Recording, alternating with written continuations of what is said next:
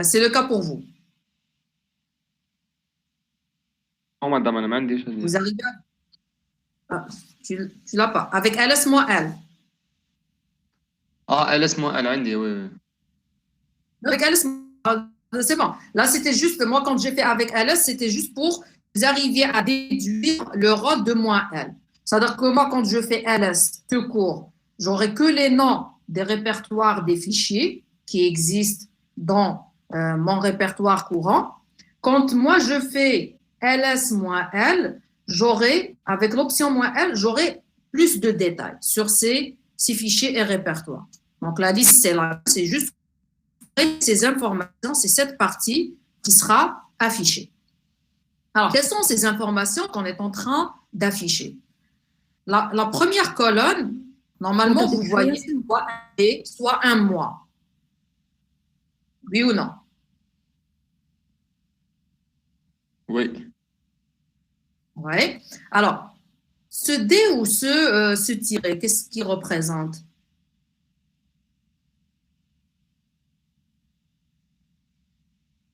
Vous pouvez peut-être aller au manuel. Oui, c'est? Je n'ai pas entendu. Ça représente?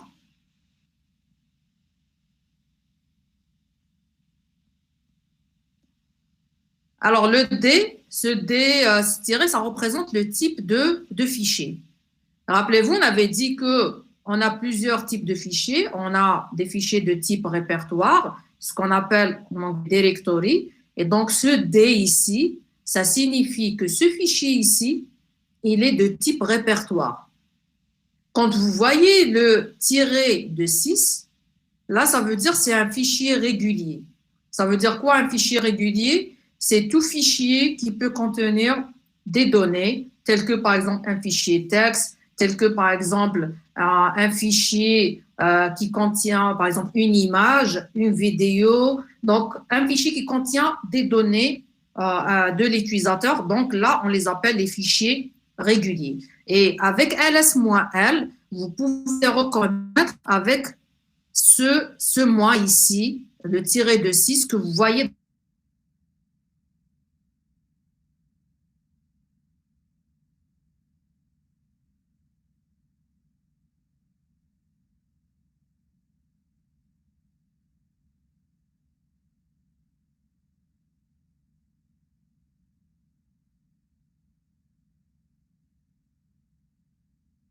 La différence, je répète, surtout pour le répertoire, un droit de lecture sur un répertoire, là, ça veut dire je peux voir le contenu. Et si je pars d'un droit d'exécution, ça veut dire je peux accéder. Je vous le donne en termes de commande.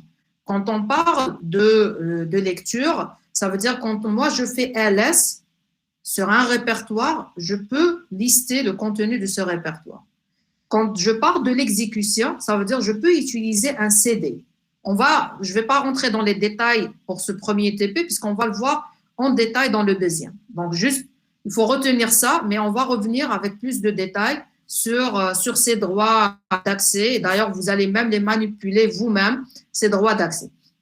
Donc, ce qu'il faut comprendre maintenant pour cette première séance, c'est qu'on a des droits d'accès, qu'on les appelle le droit de lecture, d'écriture, d'exécution. Et quand vous voyez un tiret ici, ça veut dire que ce droit, on ne l'a pas. J'explique. Par exemple, sur ce répertoire, moi, autant que owner, le owner, il a le droit de lecture, d'écriture et d'exécution. Ensuite, le deuxième triplet, ça c'est pour les utilisateurs du même groupe. Je vous donne un exemple concret. Par exemple, vous, dans votre section, vous avez, on va dire, vous avez 2 groupes, 4 groupes. Ça, c'est, et dans chaque groupe, bien sûr, on a des étudiants. Maintenant, on va supposer que ces étudiants des différents groupes sont en train d'utiliser un système commun et ils peuvent se partager peut-être des fichiers entre eux, des programmes, ainsi de suite. On va supposer qu'un étudiant du groupe 1, il a créé un répertoire. Donc, cet étudiant, il est le owner, il est le propriétaire. ou il a créé une application. Par exemple, il a créé un jeu. Donc, c'est un fichier à la fin. Le jeu, c'est un fichier régulier qui est un exécutable. Donc, il peut définir pour lui-même quels sont ses droits. C'est clair que l'étudiant qui a fait la création, il va pour lui-même, il va définir qu'il a le droit de lecture, d'écriture et d'exécution. Maintenant, pour les étudiants, par exemple, qui font partie du même groupe, et c'est ça le deuxième triplet, ce sont les utilisateurs du même groupe. Il va dire que pour les étudiants qui sont dans le même groupe que le mien, ils ont le droit, par exemple, de lire et peut-être d'exécuter, mais ils n'ont pas le droit de modifier le contenu. Et après, il va définir les droits pour les autres. Les autres, par exemple, ce sont les étudiants qui sont dans les autres groupes, qui ne font pas partie du même groupe. Et là, il va dire, pour les autres, je peux leur donner le droit de lecture, mais ils n'ont ni le droit d'écriture, ni le droit d'exécution. Vous voyez, donc, là, en termes de droit d'accès, je vous ai dit, on va revenir en détail sur ça et vous allez les voir plus précisément et vous allez les manipuler. Donc, on a 3 types de droits, lecture, écriture, exécution, et ils sont définis, ces droits, pour le propriétaire, c'est-à-dire celui qui a créé le fichier ou le répertoire, pour ceux qui font partie du même groupe et aussi pour les autres. On a aussi, là je ne vais pas l'expliquer pour ce TP, on va le laisser pour le deuxième. Ça c'est une information un peu particulière, on a besoin d'expliquer plus pour que vous arriviez à la comprendre. Vous voyez ici, ça c'est le nom de l'utilisateur qui l'a créé, c'est celui qui détient ce fichier, le groupe auquel il appartenait. Là, ça veut dire sur ma machine, moi, j'ai un groupe qui s'appelle root et moi, autant qu'utilisateur root, je fais partie de ce groupe. Là, vous voyez, c'est la taille de votre fichier ou répertoire. Et ensuite, là, c'est la date de dernière modification de ce fichier ou de ce répertoire. Et bien sûr, on a le nom du fichier ou de répertoire. Des questions?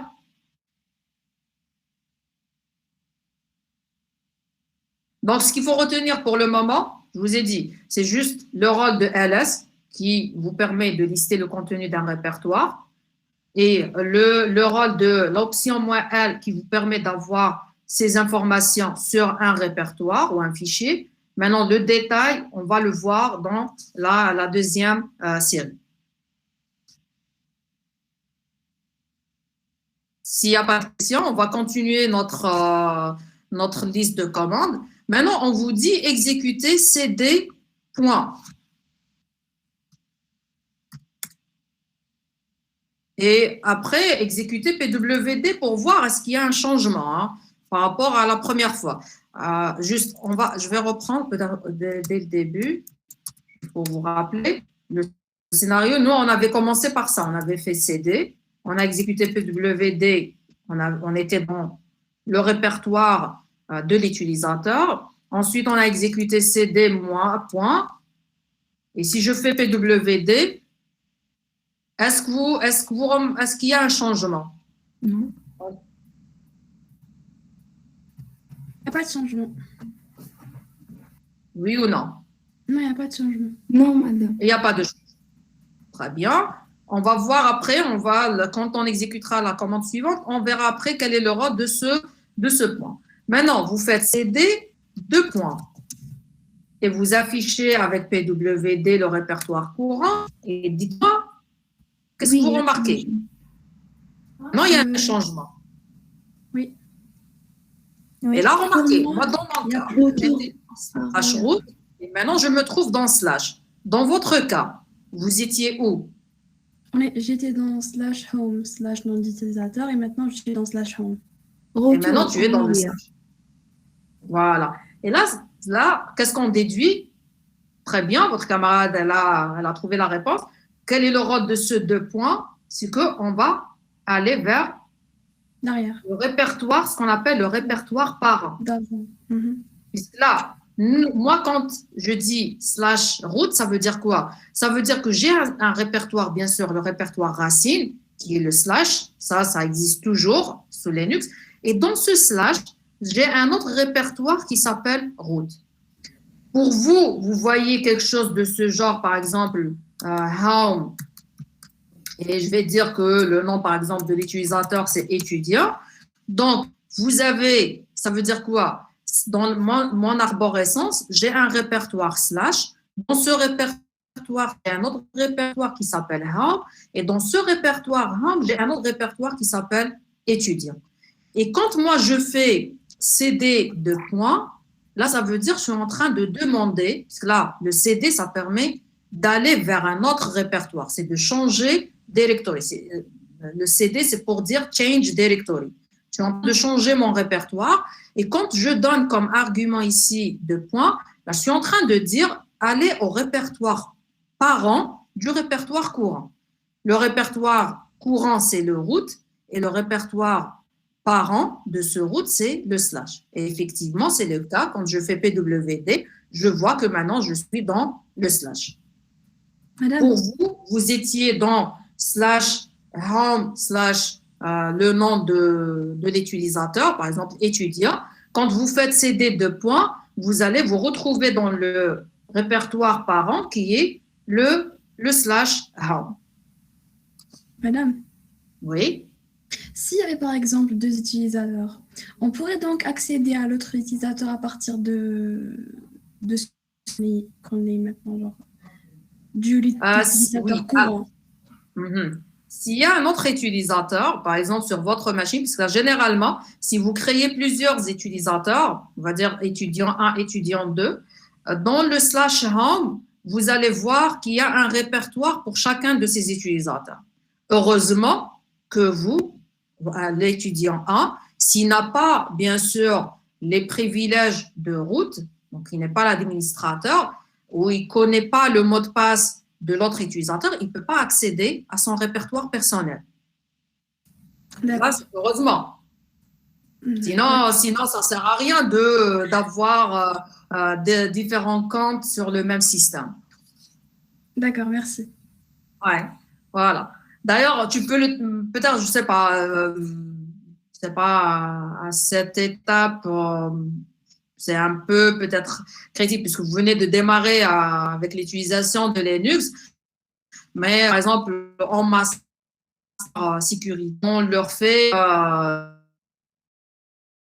on fait 2 heures et là, ils pouvaient voir comme un compte et un autre en se connectant avec un compte qu'il y a certaines restrictions pour pouvoir accéder aux données de l'autre. Alors, très bien. Donc, on est là. Maintenant, si on vous demande de faire du ls-l. Et là, vous voyez que maintenant, on va voir tous les répertoires qui sont dans le répertoire courant, qui est maintenant le répertoire parent de là où on était. Donc, c'est un autre répertoire. Et d'ailleurs, parmi les répertoires, remarquez que parmi les répertoires que vous allez trouver, par exemple, dans mon cas, puisque je suis dans le slash, et avant, j'étais dans le root, parmi les répertoires que moi, je vais trouver dans le slash, c'est le répertoire root qui est là. Dans votre cas, bien sûr, vous allez afficher le contenu. Quand vous faites ls-l, ce sera le contenu de home. Et si vous voyez le contenu de home, parmi les répertoires que vous avez trouvés, c'est le répertoire avec le nom de l'utilisateur. C'est le cas. Vous confirmez? Oui. Très bien. Et là, maintenant, ce qu'on vous demande, c'est de réexécuter une fois la commande cd. Exécuter cd. Et maintenant, dites-moi réellement quel est le rôle de cd. Puisqu'au départ, on n'a pas vu, il n'y avait aucun changement. Mais maintenant, exécuter revenir cd. Vers l'utilisateur. Ça revient vers le nom d'utilisateur. Très bien. Donc, quand vous exécutez le cd sans argument, là, il va revenir vers ce qu'on appelle le home directory. Ça veut dire c'est le répertoire personnel de l'utilisateur. Ça veut dire c'est ce répertoire dans lequel vous allez vous retrouver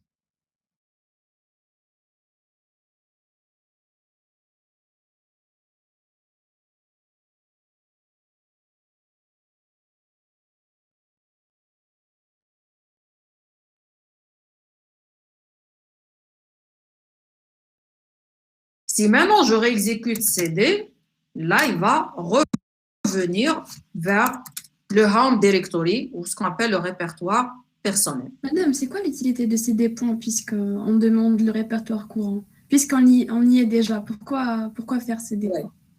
Oui. Pour ce TP, vous n'allez pas voir l'utilité. Alors, l'utilité, on va la voir dans la deuxième série de TP, puisque des fois, si moi je veux aider, alors, je vais vous attendez, alors, ls. Je vais un peu anticiper ce que vous allez voir dans le TP2, vu que votre camarade a posé la question. Maintenant, moi, je veux, par exemple, aller dans le répertoire TP1 qui se trouve dans le répertoire courant. Alors, comment faire ça? Je le fais avec CD. Le fait que moi, je veux dire à mon système, commencer à partir du répertoire courant, je fais point, et ensuite je fais slash, et ensuite je donne le nom de mon répertoire. Ça veut dire quoi? Je suis en train de dire, allez vers le répertoire TP1 qui se trouve dans le répertoire courant. Et remarquez, là, si je fais PWD, maintenant, il est là. Tu vois? Donc, c'est ça l'utilité, finale. Maintenant, pour la première série, c'était juste pour vous dire, il y a ce raccourci qui s'appelle point et qui représente le répertoire courant.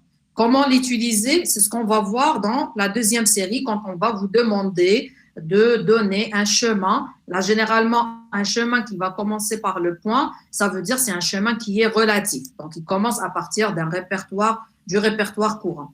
Quand on parle d'un chemin absolu, ça veut dire qu'il va commencer à partir de la racine. Donc, on va pas aller plus en détail sur ça puisqu'on va le voir dans la deuxième série du TP. D'accord, merci. De rien. D'autres questions? S'il n'y a pas d'autres questions, alors maintenant, on vous demande de faire un CD/dev. Moi, je vais revenir juste pour qu'on soit dans le même. Donc, je suis dans le home directory. C'est ce qu'on vous demande de faire ici. On vous demande de faire un CD. Donc, je suis dans le home directory. Et maintenant, je vous demande d'aller vers le répertoire. D'ailleurs, là, ça veut dire quoi? Quand on fait CD/dev, on vous demande d'aller vers le répertoire /dev. Donc, CD/dev. Et si je fais PWD, maintenant, je suis dans le répertoire /dev. Et là, remarquez la différence. Ça, ce que je viens d'expliquer, quand un chemin, il commence à partir avec slash, ça veut dire qu'il commence à partir de la racine du système de fichiers, on l'appelle un chemin absolu. Quand c'est un chemin qui commence avec le point, là, ça veut dire que c'est un chemin qui est relatif. Donc, ou qui ne commence pas, parce que là, tout à l'heure, je peux reprendre CD, je suis dans le home PW, je fais ls, voilà, je suis là. Si maintenant je fais CD/TP1, c'est-à-dire sans préciser ici le slash au début, le système, qu'est-ce qu'il va faire? Il va commencer à partir du répertoire courant et il va chercher un répertoire fils qui s'appelle TP1. Donc, cette écriture-là, elle est équivalente à celle-là. C'est exactement la même chose.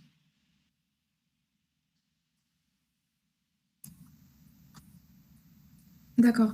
Tout à l'heure, il y avait root et puis /TP1. Mais quand on a fait CD/dev, il n'y avait que /dev. Il n'y avait pas le root. C'est pour ça on l'appelle comme... C'est pour ça que ce n'est pas la même chose. Voilà. Je vais expliquer ça, parce que là, remarquez, quand je reprends, alors je vais faire un clear. Je fais un CD, juste pour s'assurer que je suis dans le home.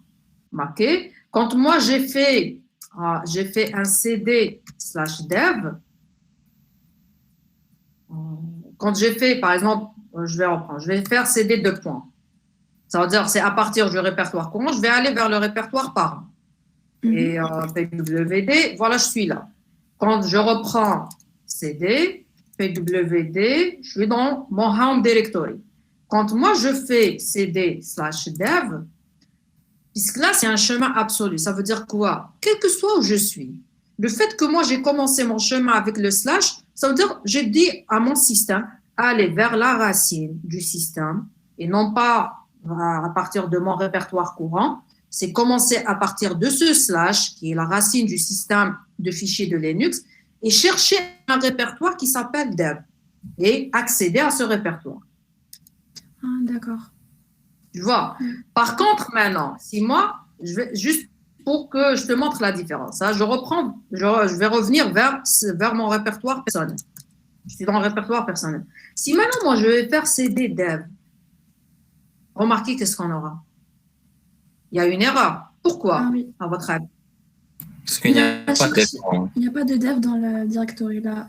Voilà. C'est parce que moi, quand je vais afficher mon contenu du home directory, je n'ai aucun répertoire qui s'appelle dev. Et là, le fait que moi, je n'ai pas précisé que ça, c'est un chemin absolu, ça veut dire qu'il faut commencer à partir de la racine du système de fichiers, il va commencer à partir de mon répertoire courant. Donc, quand vous voulez que ça soit à partir de la racine, il faut toujours commencer par le slash pour dire ça, c'est un chemin absolu. Quel que soit où je suis, moi, je vais toujours chercher à partir de la racine du système de fichiers. D'accord. C'est clair? Oui. Très bien. Alors, la dernière maintenant, on vous dit, allez, bien, revenez dans votre répertoire /dev, cd/dev. Je suis dans le répertoire /dev. Et ensuite, on vous demande de faire un ls. Moi, L, par exemple. Qu'est-ce que vous remarquez?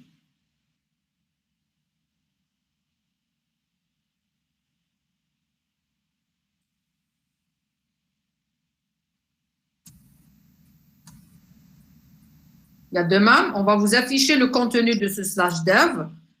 Juste pour vous dire, remarquez, je ne vais pas les expliquer aujourd'hui, puisqu'on le verra dans la deuxième série de TP.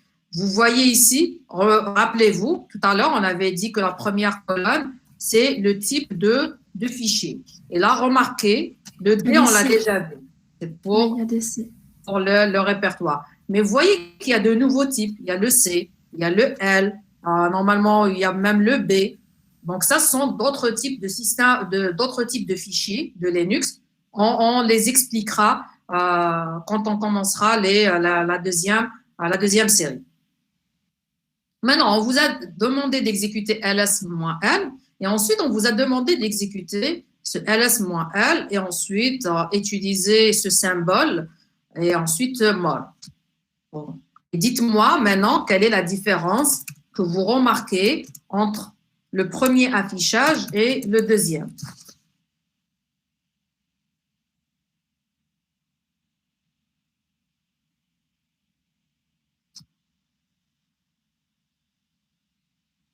Qu'est-ce que vous remarquez?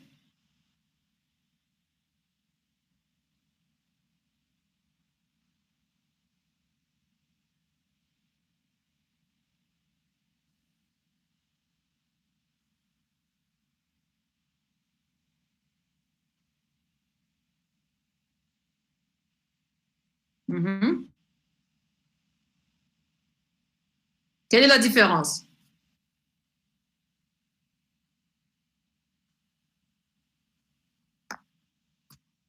Aucune?